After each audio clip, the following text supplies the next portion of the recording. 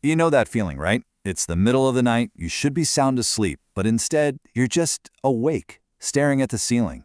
It feels like such a simple, maybe even an annoying, little problem.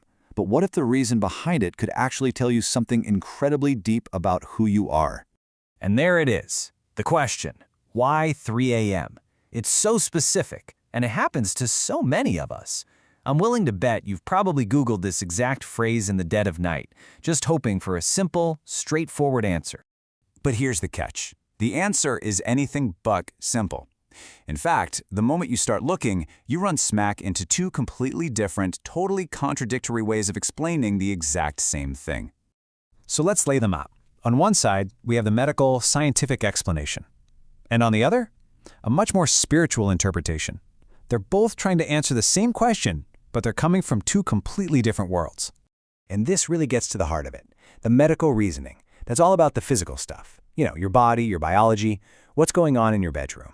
But the Vedic reason, that looks at the metaphysical, the spiritual energy of that specific moment, and what it could all mean. Okay, so let's dive into the medical side first. It's pretty practical. The thinking is that as the night goes on, your sleep just naturally gets lighter, so you're easier to wake up. It could be your environment, maybe a noise outside, or what you ate for dinner. And the bottom line here is pretty clear. If it keeps happening and it's messing up your day, well, it's a health thing. Time to see a professional. Now let's flip the coin. The Vedic tradition actually has a special name for this time, Brahma Muhurta. And get this, waking up then isn't seen as a problem at all. It's seen as an opportunity. It's considered the best time for things like meditation because the world is quiet, your mind is supposed to be super calm and clear, and that connection to something deeper, well, it's believed to be stronger than ever.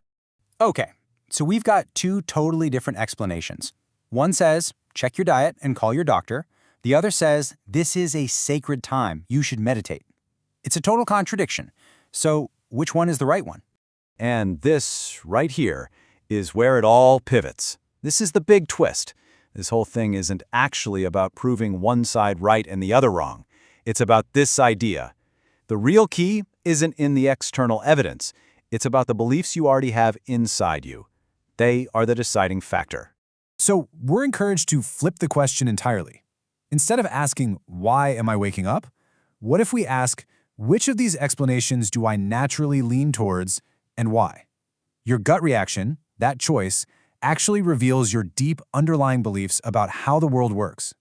And this is where it gets really, really powerful. Because this idea, this whole framework, it isn't just about why you wake up at 3 a.m. It's a blueprint for understanding how our hidden beliefs are quietly shaping the most important parts of our lives.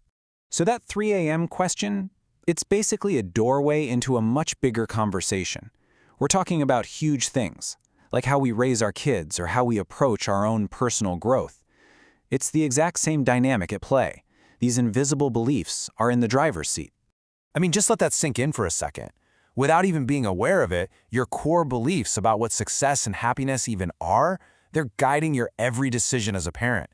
The real question is, are those beliefs helping your child thrive, or are they accidentally holding them back? But here's the good news. We don't have to just be passengers here.